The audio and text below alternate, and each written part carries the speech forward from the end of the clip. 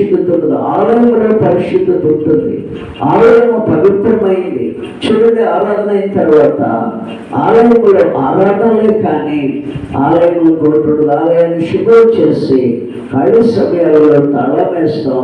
మళ్ళీ ఆరాధించుకునే సమయాలకు వచ్చి ఆరాధన కోసం మరలా శుభ్రం చేసుకుని ఆరాధన చేస్తాం. ఆలయం కేవలం ఆరాధనకే కానీ మనుషులు నివసించేది కాదు. దేవునికి స్తోత్రం చెప్పండి. హల్లెలూయా.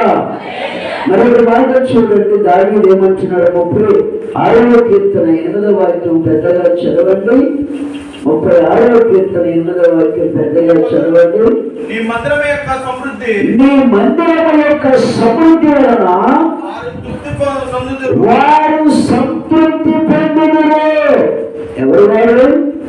ఆలయంలోకి వచ్చి వారి సమస్యలు చెప్పుకుని, ఎవరైతే నా ప్రభు నా సమస్యలు తీరుస్తారు, నా శోధనలు కలిగిస్తారు, నా ఇబ్బందులు తీరుస్తారని కన్నీళ్లతో ఆలయంలోకి వచ్చి వారు ఎంత సమస్యలు శోధనలు ఉన్నవారైనా కనీటి ప్రార్థన చేస్తే దేవుడు ఏం చేస్తాడంట?